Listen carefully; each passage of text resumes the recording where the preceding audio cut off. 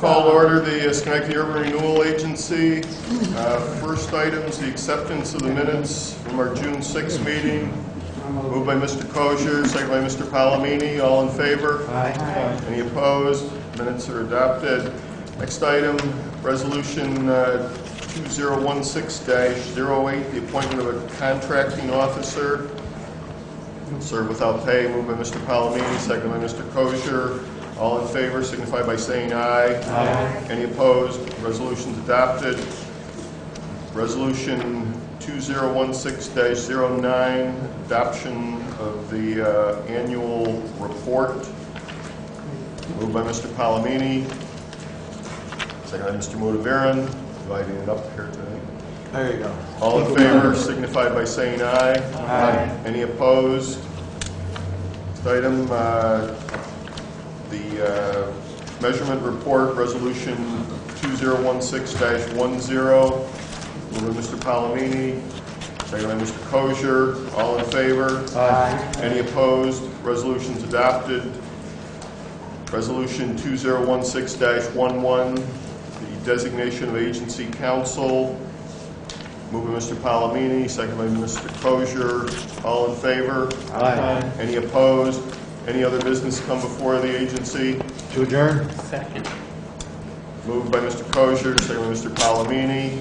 All in favor? Aye. Agency stands adjourned. Thank you. That's the way we're going to do it. Good job.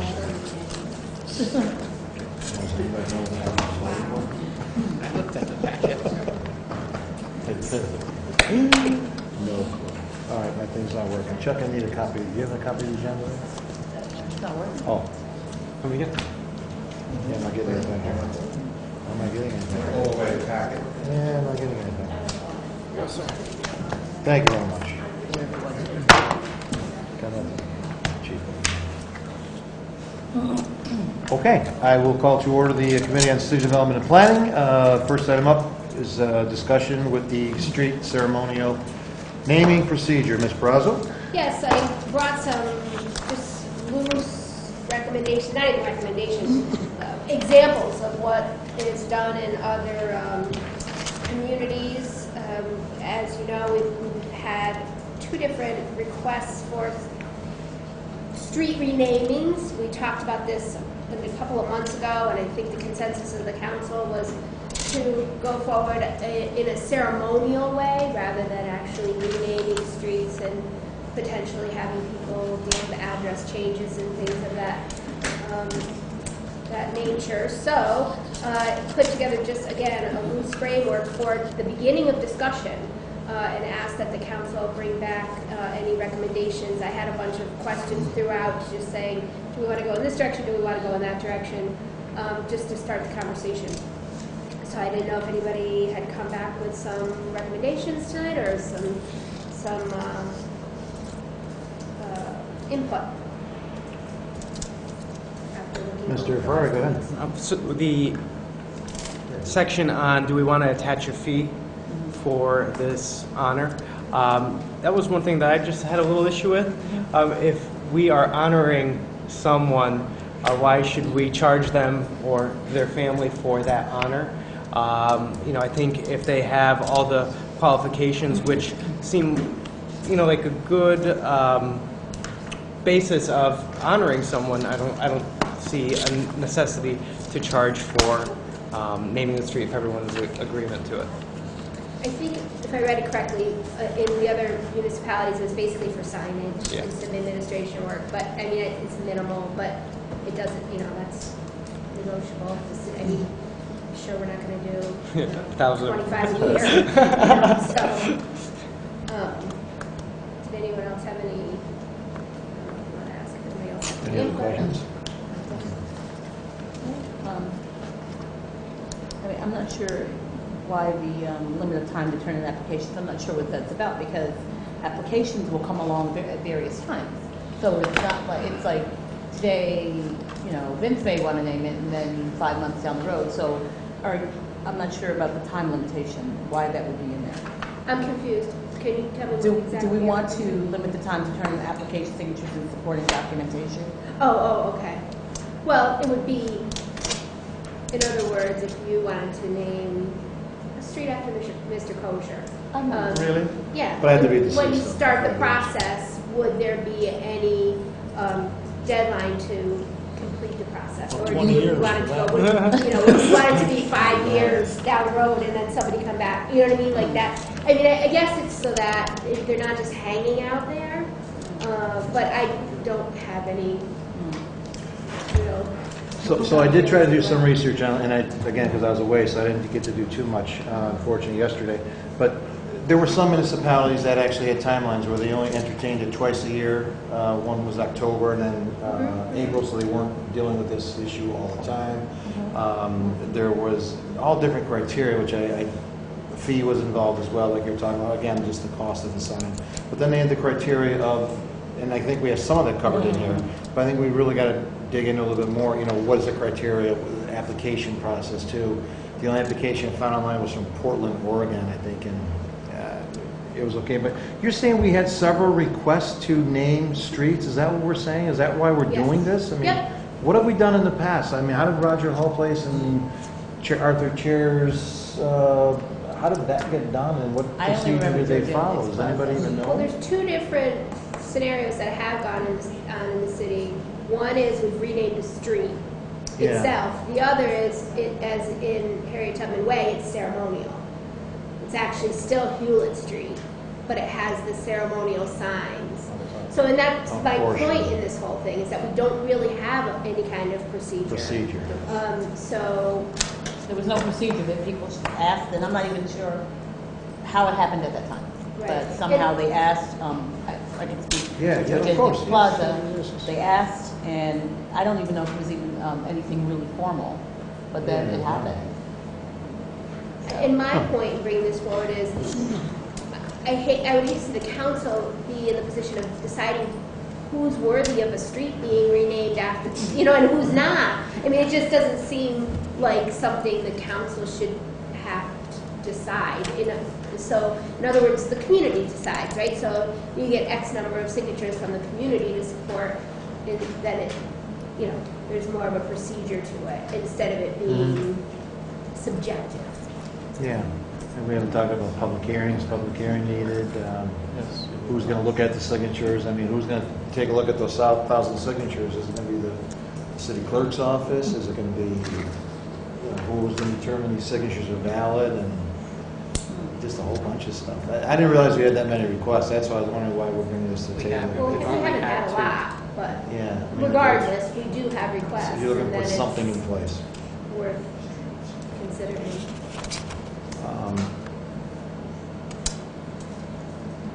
If we talked with John Coluccio too, I think that's another one we should maybe bring in and talk with John, and then engineering as well, see what their feeling is on, of course, the mayor's office, but what their feelings are too. Because I know that was part of, again, I looked at only 4 or 5 cities, but they had both, actually, believe it or not, in one of the municipalities, the signatures actually went to the city engineer.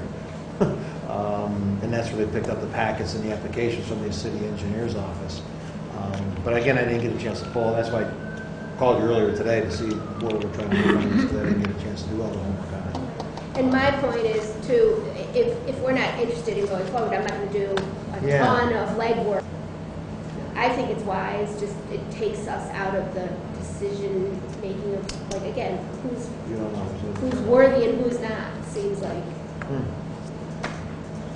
All right. Any other? But I have a question. Yes. Yeah, Yes, go ahead. the ones that you looked up, were they ceremonial or were they actually They're taking? ceremonial, no, the name? ceremonial, they were ceremonial. I make sure that's it. Okay. Yes, because, yeah, changing the whole name of the street is completely, we're not talking No. about that, we're just talking about ceremonial. Right.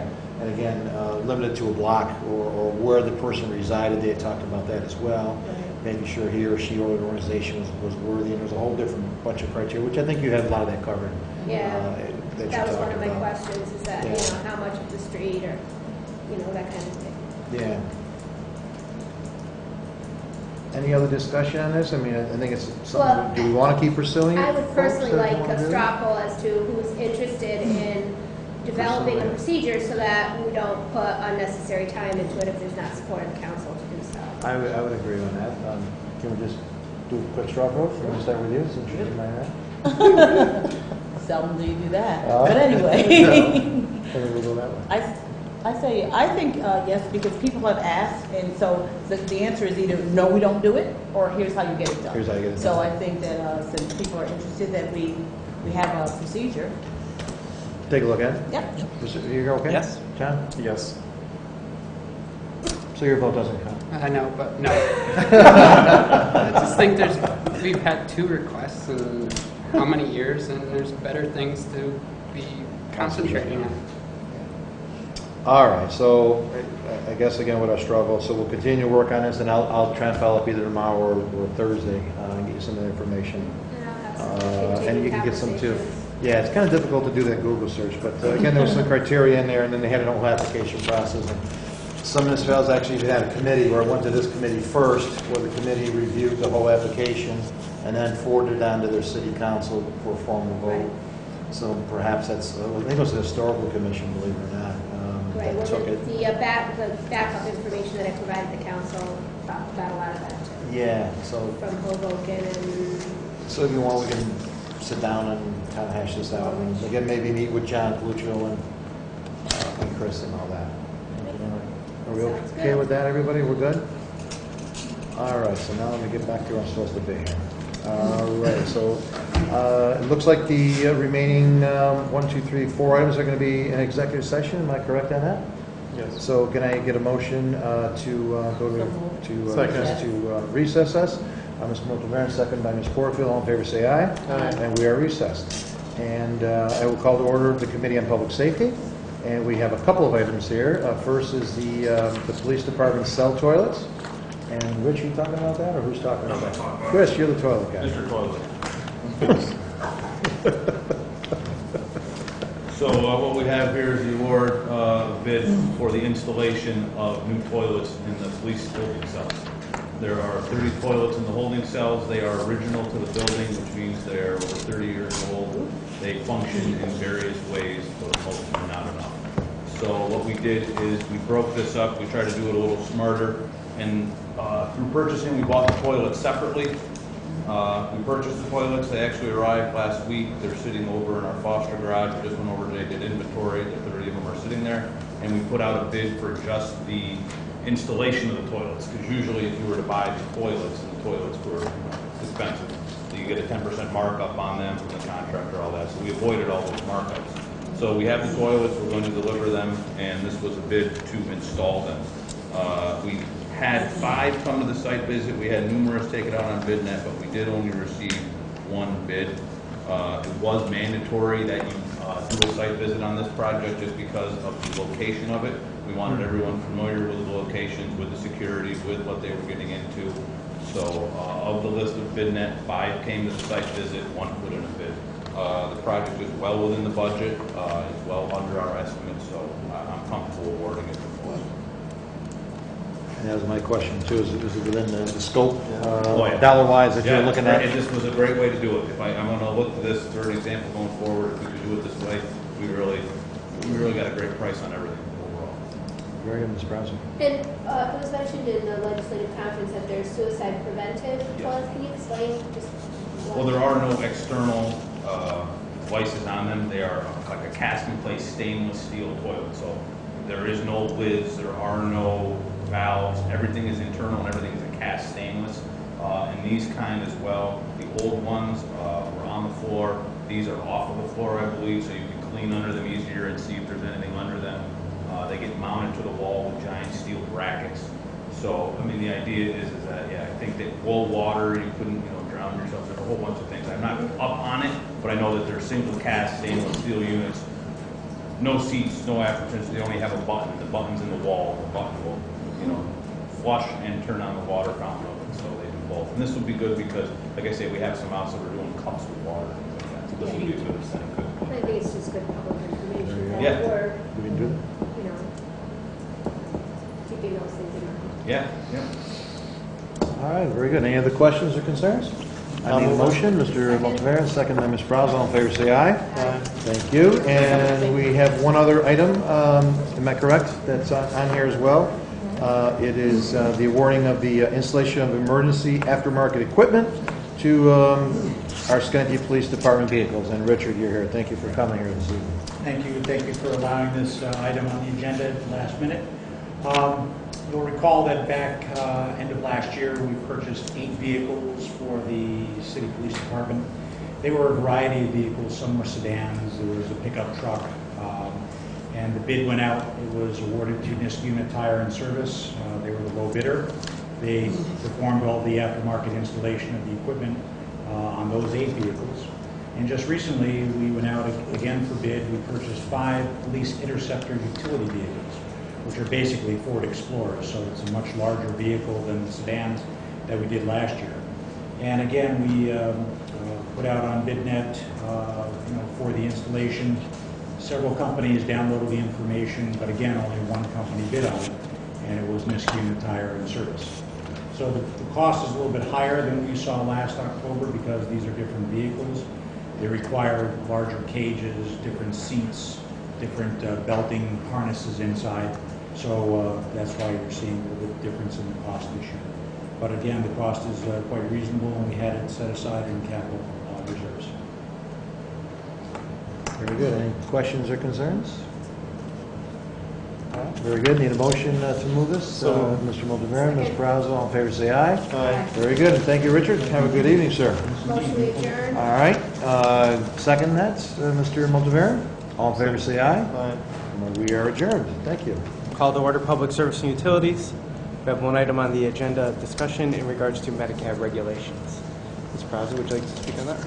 Actually, I'll turn that over to Mr. Palatico. I know that in the process of looking to change the code, which I also talked about concern with Medicab, Mr. Palatico is going to do some work as to the legality of and whether we even have oversight on medical cabs and whether we could issue medallions. We know we can't do meters, but yeah, the short answer to the question is that yes, for Medicabs, they do have to follow local rules that are in place as the municipality to create. So at this point in time, I'm not aware of any that we have, but if you want to go in that direction, it would be required to follow them, not only out of the city code, but it's also part of the agreement they need to sign when they become involved with the Medicab program. so we can have them be required to have a medallion. Yes.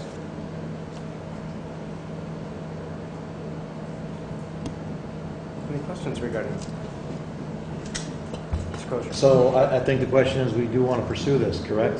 This is something we've talked about as a committee to pursue this, and what's our next step then to move forward on this piece, to require the medallions? You'd have to amend the code to call for a public hearing. Ms. Brazel. I'm sorry, I'm looking Yeah, ahead. sorry. My apologies. I will call Sergeant Harrigan and ask him how we ascertain who's operating in the city, how many of those, cabs are. I have to talk to him about the timeline for the meters anyway, and then I'll bring that information back to the council, and we can go from there, because I think we have to just, I have to find out, how they register with us, how we know who's operating in the city, that kind of thing, and then. Ms. Porterfield. I think it's a good idea that we do the medallions here so that we can identify Medicabs versus other ones, and it's clear by the color, I think, is what we were talking about. But in terms of the regulations, I think we really need to look closely at what the state's doing now, so that we're not like over-regulating them and doing above and beyond. Because I know that in order to be a Medicab, you have to go through New York State, you have to go through the New York State Department of Transportation. There's another piece of it that goes with the Department of Health. So if all of those things are already in place, I think we need to make sure what's already in place, and so that we're not requiring them to do an additional step to all the paperwork that they already have to do. And if there's all that regulation and we're not regulating them even more, then we should also look at what the cost of medallion would be. Because the cost of medallion right now incorporates the oversight that the police department has to do and all those other things that go with it. And if we're not doing all of that for Medicabs, then I think we should really take into consideration the amount. It shouldn't be the same amount. Ms. Brazel. Right, well, and I think we would even have to find out whether we could charge for medallions. I mean, they have to provide service here, right? It's not, it's like a regular taxi company, it would be voluntary, but I assume there's other regulations on Medicabs because of the population they're serving. So there's a lot of nuances we'll have to look into to make sure that we're proceeding correctly. And maybe that we have to, you know, and I don't know, purely speculative, but we may have to issue a medallion at no cost, but just so they fall under the oversight of vehicles that have a medallion in the city, so that they come in for inspection, you know, those kinds of things. Well, that's what I'm talking about. If all of it's already being done on a state level, or we have to ask them to do that once again. So that's what I think we need to make sure of. If the state is saying that we would inspect your vehicles to make sure that they're, you know, they operate properly to get people in and out and all those things, because there, I did look it up and there's a list of things. The list I saw wasn't really in depth. But if they're already getting those types of inspections on the state level, are we going to require that again? And I think it was one of the concerns of the lieutenant, though, wasn't it? That the vehicles were not being inspected, that he thought we had some vehicles that were much older vehicles that he had concerns with. And also, our other cabs were saying that these Medicabs were taking away fares from the reliable taxi cab service, and they weren't supposed to be doing that. Well, that part is true. Right, so that's the other part of this oversight, I think, that we were looking to do. And we're also talking about meters, and I don't know, are we moving anywhere with this, with the Capital Region oversight of the taxi cabs by any chance? Because, again, I don't want to be seeing everybody having to put meters in, and then this regional task force comes in and says, we're going to be charging per zones. First of all, our cabs are already required to have meters. We cannot require the medical cabs to have meters. So nobody's I thought you mentioned meters. Yeah, nobody's but we have to adjust the meters for the new rates now. Because we just raised the rate, so the meters all have to be adjusted. So the Medicabs will get a rate increase as well? No, they don't have a meter. They're different regulations. That's We're correct. just talking about two separate issues. Oh, that's what I'm wondering. Okay, that's... The meter updates have nothing to do with the medical cabs. Correct, okay. Medical cabs don't have meters. Very good, okay, Yeah. understood. So nobody's talking about adding meters. We already, our Gotcha. cabs are always required to have meters. Very good, okay. But they have to be adjusted, so. Right. Mr. Reagan had asked about timeline on what that would look like. And so I said that would have that same part of the conversation. Yep, understood, okay. Get it very one good. fell swoop and bring it back. Gotcha, very good, all right. Any other questions? Unless somebody else- Mr. Reagan? Yeah, I think the big part of this is to identify what is a legal Medicab or not. That's where the problem seems to come in. There's some of these that I don't think come under state guidelines because I don't think they're legal Medicabs. Well, they just put the name on there and said. Yeah, it says Medicab, right. A couple of my seen, there's one in Bellevue that's sitting in a parking lot. I wouldn't want to be picked up and discarded or brought anyway. I wouldn't want to be brought to the funeral home and that. So, I think that'd be a big part of the regulation, if we can regulate them and require the medallion, whether we charge them for it or not, whatever. At least they'll come under some scrutiny and they'll have to register as a Medicab. They could just, if they show their New York State paperwork, for instance. Yeah, sure. You know, that Yeah. says that, yeah, we're regulated by New York State. That's But quite this will the give us beginning. some oversight, so. Mr. Mooneyman? We also need to look at maybe offering the penalties if they're operating locally, picking up these local fares, because we have received many complaints that they being used as taxi cab or Medicabs. So how can we look at that to increase the penalty, so kind of deter them from doing this type of taxi service, and they just stick with their Medicab. To touch on the name, we should also require that they maybe post their license number. You know, where they put their print Medicab, they should say license number so people can know, you know, to look up the license at some point in time and to make sure they are a genuine business. You know, they're not just putting a sticker on a car and driving it around. Senator Medicab. Yep. Very good. Any other questions? So we'll put this back on the agenda for, any other business come before Public Service and Utilities? Mr. Reagan? Yes, as Ms. Barrasso brought up, I was contacted by the Director of Weights and Measures of the county, and it came to his attention that we're adjusting the rates, and it is a little more complicated than it seems as far as the meters have to be readjusted and then they have to be checked for accuracy again when they do that. So it's a process, and there's about 60 cabs. So I think we're going to have to put a timeline, because right now, actually, the mayor signed it into law, so actually, they're required right now. But that can't happen because the cabs have to go through weights and measures. And he also explained to me that the area where they drive the cabs, and they check for that the meters are accurate. That's on Helderberg Avenue. Is kind of under construction now, so there's a delay there. So it's something that we have to give a timeline to. And I know Ms. Brazil said you talk with traffic, but I think we have to put a timeline on this of some kind at some point, whether it's 45 days, whatever, something where it's effective as of this date in order to make it doable, because they're going to have to make appointments with weights and measures to get this done. And he also mentioned some of the small cab companies are not easy to get a hold of. We'll leave that up to the PD and see what their answers are with that. But it's something just kind of slipped by us that we didn't realize it, but there's a process involved. And all the meters have to be resealed when they do this. Once they're opened up and changed, they have to be resealed, so they have to go through the test area. So I don't know, Mr. Falentico, do you have any ideas on, we'll have to pass a resolution, I assume, to make it for an effective date, effective as, or? I mean, the rates are set by resolution now, so do whatever you want that way. Madam President, why don't you check with the PD, and then we can go from there and see. But right now, let's put it this way, I assume we're not going to come down on anyone that isn't in compliance right now, because they can't be. Yeah, they can't be in compliance, so it's a little glitch that we have. Okay.